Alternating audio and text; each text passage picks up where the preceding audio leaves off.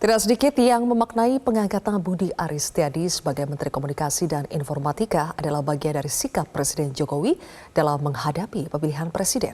Apalagi Budi Ari atas nama relawan Projo berkali-kali bermanuver di tengah riuhnya pencalonan presiden seperti memberi sinyal dukungan ke Prabowo Subianto.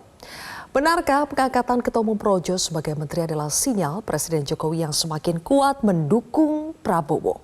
Saya akan mengulasnya bersama dengan Ketua Badan Pemenangan Pilpres Relawan Projo, ada Panel Barus, kemudian Ketua Umum Prabowo Mania 08 Immanuel Ebenezer atau Noel, dan juga analis politik dari Indo Strategik Ahmad Khairul Umam. Selamat malam Bang Panel, Bang Noel, dan juga Mas Umam. Selamat malam, Oke, baik. Bang Panel, mulai dari Anda. Sebelum Presiden menunjuk Budi Ari atau Mas Muni jadi Menkominfo, sebetulnya ada obrolan tidak sih pendahuluan antara entah itu Mas Muni langsung atau elit Projo dengan Presiden? Karena kan ada kesan ini tiba-tiba. Nggak ada yang tiba-tiba datang itu. Kita kalau komunikasi kan jalan terus. Jadi diskusi kita dengan Ketua Dewan Pembina itu bukan satu hal yang luar biasa aja, komunikasi jalan terus gitu ya. Jadi nggak ada yang tiba-tiba. Tidak ada yang tiba-tiba, berarti pendahuluannya apa sih sampai akhirnya bisa jadi menteri? Iya, buat kami ya pengangkatan Mas Budi Ari ini jadi Menteri Komunikasi dan Informatika ini, saya pikir ini bukan sekedar sinyal politik pilpres ya. Gitu. Tapi ini lebih kepada sinyal ya kehendak kekuasaan yang berkeinginan secara kuat untuk menuntaskan agenda transformasi digital di Indonesia. Saya pikir itu yang paling penting, yang pertama. Nah, yang kedua buat kami ya loyalis Pak Jokowi, keinginan kami cuma satu, memastikan pemerintahan ini berjalan hingga akhir dengan sukses gitu loh. Jadi apapun tugas yang diberikan kita harus siap. Dan memang tidak boleh ada underestimate terhadap kekuatan relawan ini. Profesionalisme individu-individu dalam relawan juga tidak bisa disepelekan gitu loh. Kami akan menjaga kepercayaan besar ini ya dan menuntaskan semua agenda-agenda yang sempat terhambat di Kementerian Kominfo ya supaya terus berjalan sesuai harapan. Oke, Gitu. tapi Bang Panel, memangnya selama ini ada yang menyepelekan relawan ini? Ya, semua kan jadi kadang-kadang jadi polemik ya, ada relawan diangkat jadi ini, jadi itu, kadang-kadang jadi polemik. Mungkin sebagian pihak kadang-kadang suka underestimate dengan kemampuan dari teman-teman yang berlatar belakang relawan. Siapa Faktanya yang relawan memangnya tidak underestimate sedikit ya. dengan relawannya Jokowi? Ya faktanya tidak sedikit relawan yang profesor ya. Kemarin juga itu relawan dilantik juga jadi wakil menteri desa, seorang profesor gitu loh. Jadi saya pikir ini adalah sebuah tantangan ya, satu kepercayaan yang sejalan dengan keinginan utama kita untuk memastikan pemerintahan ini berjalan sampai akhir dengan sukses. Dan semua yang menjadi yang berkaitan dengan proses layanan kebijakan publik yang menjadi wewenang di Kominfo harus lanjut terus, harus jalan terus, tidak boleh berhenti gitu. Baik, oke. Apakah Bang Panel ini juga menjadi sebuah momen ya untuk menunjukkan kepada partai-partai yang bergabung dalam koalisi pendukung Jokowi bahwa relawan itu bernilai, relawan itu bisa berperan lebih dalam kabinet Jokowi. Jadi bukan hanya sekedar sibuk pada saat masa kampanye, tapi juga bisa berperan lebih. Ya pastilah. Kalau enggak, saya dulu waktu masih di Nasdem enggak bikin pusat informasi relawan. Karena relawan sangat strategis, dulu kita bentuk itu. Gitu. Itu. Oke. Kalau Bang Noel relawan Jokowi juga ya. Iya. Kecewa tidak yang dapat jatah menteri itu dari Projo, bukan dari Jokowi mania? Enggak. Kita senang. Justru ini membuat kita semakin semangat. Karena kan Pak Jokowi ini pemimpin yang ramah ya terhadap relawan. Atas dia percaya sekali dengan para pendukungnya, khususnya relawan Jokowi. Beda dengan yang sebelah ya, yang selalu merendahkan relawan. Tadi apa yang disampaikan Bung Panel tadi. Banyak Yang orang sebelah yang itu siapa sih? berpolemik soal Bang Noel, dari tadi saya Apa? tanya ke Bang Panel belum dijawab siapa sebetulnya yang merendahkan relawan Jokowi itu siapa? ya sebetulnya kalau saya sebutkan nggak enak namanya. Ya mungkin Tapi kita kalau sebut tidak saja disebutkan lah. nanti hoax lagi. Hanya sembarang Nggak sebut, hoax lah. asumsi. Tapi apa yang disampaikan panel itu selaras dengan sikap kita sebagai relawan Jokowi yang selama ini selalu orang melihatnya terlalu rendah kali ya. Tadi kan panel sampaikan tuh, di kita itu banyak para akademisi, kemudian kelompok pemerhati, intelektual dan sebagainya yang punya latar belakang aktivis. Karena mayoritas pendukung Jokowi ini, yang relawan-relawan besar ini, mereka punya latar belakang itu secara akademik bagus, bisa dipertanggungjawabkan. Kedua, secara profesional juga bagus, gitu. Nah, problemnya ini problem eksistensi beberapa elit lah ya, elit di Republik ini yang merasa terganggu dengan keberadaan relawan. Sampai-sampai kemarin kan ada pernyataan lah ya, ada pernyataan bahwa ya peran relawan itu nggak ada. Lantas bahkan menegasikan apa yang sudah dilakukan oleh relawan. Dan itu juga disampaikan oleh Pak Jokowi bahwa peran relawan menghasilkan saya 2 periode. Dan itu sebuah kebanggaan atas pengakuan Pak Jokowi terhadap eksistensi relawan itu sendiri. Gitu ya. Bang Kalau mau Noel, kita jadi gambarkan, apakah ini untuk inilah menunjukkan elitnya, kepada elit dari merah lah. Kenapa? PDI Perjuangan maksudnya? Persis seperti itulah, saya sampaikanlah. Nggak usah di belakang lah. Oke, Karena baik kita kalau lihat yang begitu. tidak ramah terhadap relawan kan hari ini kan sebetulnya PDIP. PDIP tidak punya ramah terhadap relawan. Mereka selalu mengunderestimate gerakan relawan. Apalagi kita lihat Ganjarnya ya. Ganjar itu sosok capres yang tidak punya sedikit keramahan terhadap relawan. Yang ada dari Ganjar kan adalah kepura-puraan. Itu pura-pura ramah dengan relawan, pura-pura dekat dengan rakyat, artinya dengan kepura-puraan. Nah, kita ini relawan kan nggak bisa dibohongin. Mana pemimpin yang genuine, mana pemimpin yang benar-benar real berpihak sama rakyat, mana yang hasil manipulatif ya dari sebuah konten atau narasi-narasi yang dijadikan konten kreasi. Kayak begitulah kira-kira Sylvia. Oke, Mas Umam, kalau analisa Anda, sebetulnya apa sih motif Presiden Jokowi memuliakan relawan sampai diberikan kursi menteri? Apakah betul seperti kata Bang Noel dan juga Bang Panel untuk membuktikan kepada yang selama ini menyepelekan relawan bahwa relawan ini bernilai, relawan ini bisa punya peran lebih? Mbak Zilvia, sebenarnya apa yang disampaikan oleh Bang Noel tadi dan juga Bang Panel sebenarnya juga menegaskan kembali bahwa positioning Pak Jokowi dalam konteks ini berhadapan-hadapan dengan arus politik yang ada di PDIP. Dan ketika kemudian tadi dijawab iya oleh Bang Noel, seolah itu mengonfirmasi bahwa keputusan reshuffle pada momentum kali ini sebenarnya lebih Prabowo heavy daripada kemudian memberikan dukungan secara terbuka kepada konteks tim pemenangan dari Ganjar Pranowo. Nah, oleh karena itu secara nomenklatur tentu relawan dianggap sebagai sebuah jaringan yang tidak tunduk di bawah konstitusi partai, tetapi kemudian tadi di-highlight oleh teman-teman, disinyalir kemudian direndahkan atau tidak dihargai dalam bahasa Bang Panel atau dalam bahasa Bang Noel tadi, yang kemudian ternyata uniknya di satu sisi di underestimate oleh PDIP, di sisi yang lain justru diberikan panggung yang sangat terbuka, diberikan ruang kekuasaan dan juga ruang ekspresi yang semakin terbuka, yang dibuktikan oleh diangkatnya Bang Muni atau Pak Budi Aris Setiadi sebagai Menkominfo. Nah, oleh karena itu ini adalah sebuah sinyal yang begitu kuat sebagai bentuk perlawanan misalnya dalam konteks lingkaran Presiden Jokowi terhadap arus yang kemudian berada di sekitar PDIP. Semakin lama ketika kemudian kita cermati banyak pihak yang mencoba untuk menutupi ada gap komunikasi di situ, tetapi perlahan ke sini semakin terlihat bagaimana gap komunikasi itu terjadi. Oke, kenapa harus menunjukkan sinyal perlawanan? Kenapa perlawanan itu harus ditunjukkan? Dan saya ingin membahas lebih jauh apa kaitannya penunjukan Mas Muni dari Projo sebagai menteri dengan dukungan kepada Prabowo Subianto. Kita akan bahas lebih jauh pemirsa usai jeda.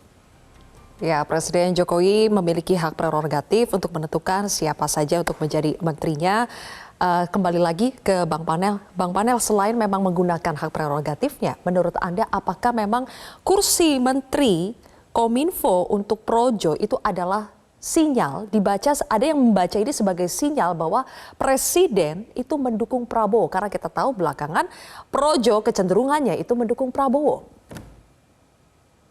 Tadi udah saya sampaikan bahwa ini bukan sekedar sinyal politik dukungan saat Pilpres, tapi yang utama ini adalah sinyal dari kehendak Pak Jokowi untuk menuntaskan agenda transformasi digital. Itu yang nomor satu.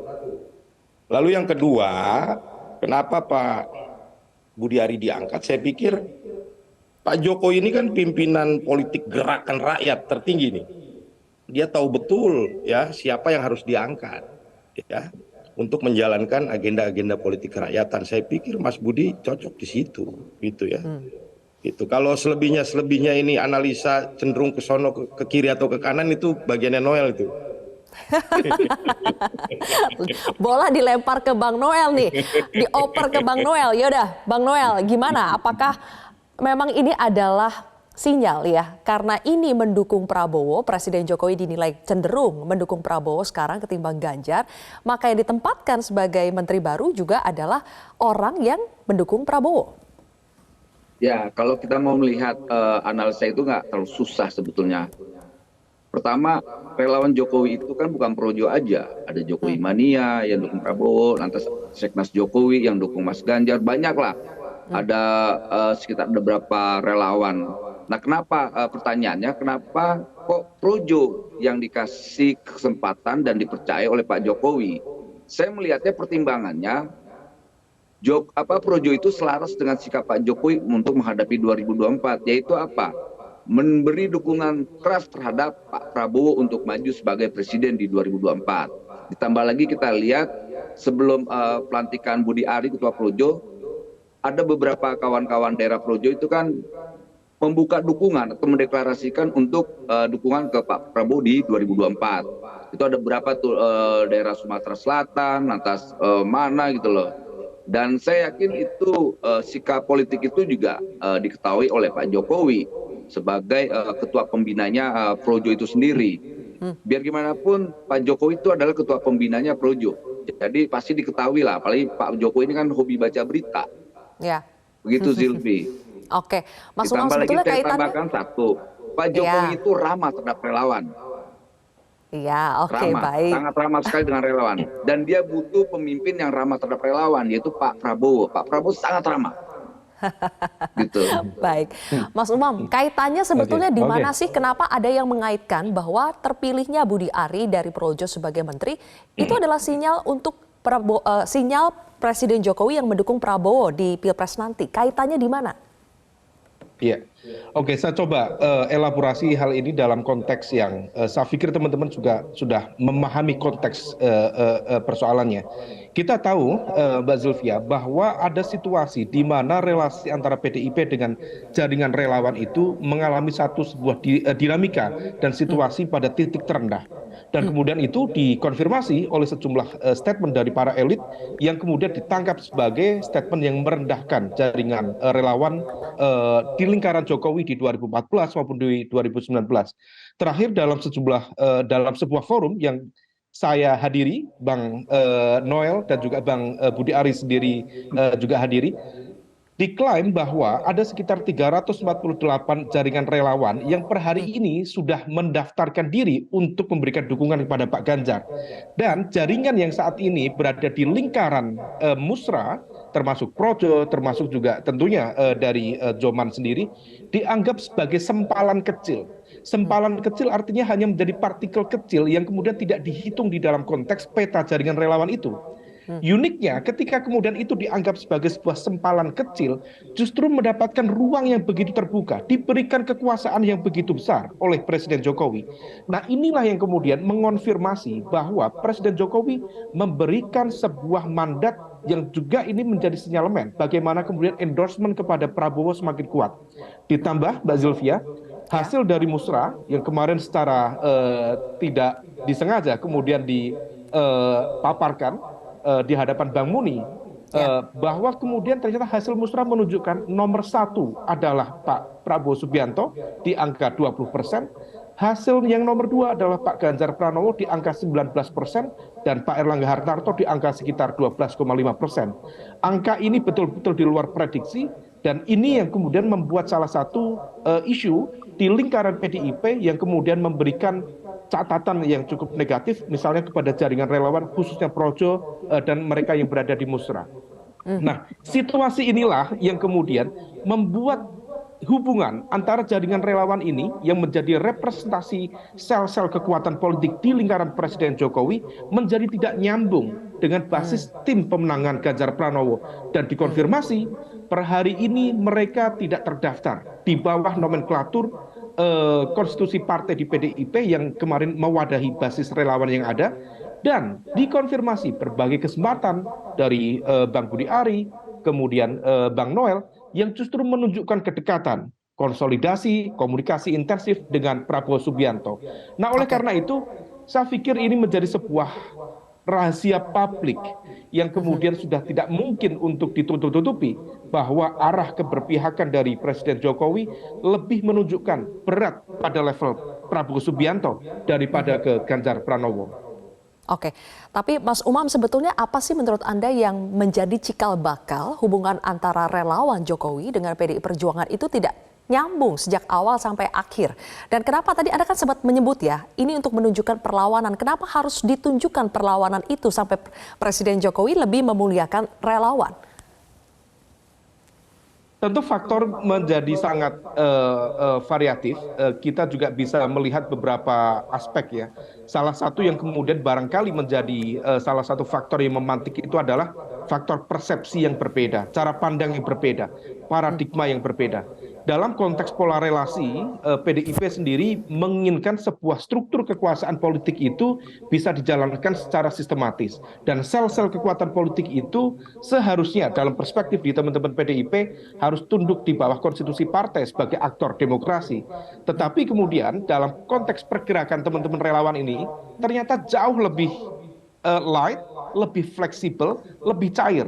Dan kemudian pada momentum di 2022, Mbak Zulfia, teman-teman relawan termasuk Projo, Joman, atau Musra secara general, itu memberikan manuver, menciptakan manuver yang dianggap menekan, mengintervensi, atau bahkan quote by quote mendikte Bu Megawati yang waktu itu arahnya adalah untuk mencalonkan Pak Ganjar Pranowo. Tetapi ternyata situasi dinamika berubah, di mana kemudian Pak Ganjar dalam konteks ini di take over, diambil alih oleh PDIP, tetapi kemudian tidak memberikan ruang secara terbuka bagi involvement, bagi kelompok relawan untuk ikut terlibat di dalamnya.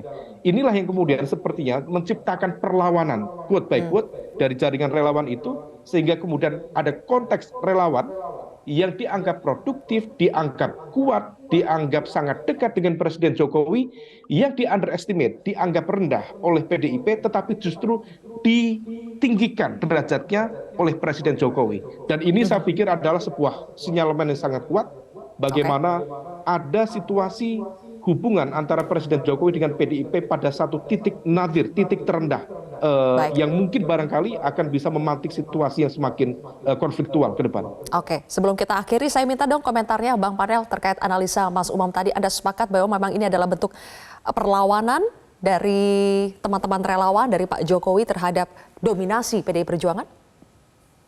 Ya, saya pikir saya juga beberapa kali sempat menyampaikan pendapat mengenai kecenderungan arah politik Pak Jokowi di 2024. Saya sempat menyampaikan itu di beberapa media bahwa kalau saya pribadi membacanya memang Pak Jokowi cenderung ke Pak Prabowo per hari ini gitu loh. Tapi itu kan pandangan saya pribadi. Kalau bicara projo ya, kalau bicara projo ada proses dan mekanisme dalam organisasi projo. Dan proses yang sedang berjalan ini saat ini setelah menyelesaikan putaran musra kemarin, kita menjalankan yang namanya konverda. Sudah 5 lokasi. Kita pengen lihat ini suara-suara di daerah. Kemarin memang pertama dijalankan di Sulawesi Selatan tanggal 18 atau 19 Juni. Dan kebetulan di hari pertama kali konverda itu saya ketemu sama Pak Jokowi juga. Saya bilang, Pak, itu konverda berjalan mulai hari ini di Sulawesi Selatan. Oh iya, saya tahu, saya ikutin beritanya katanya.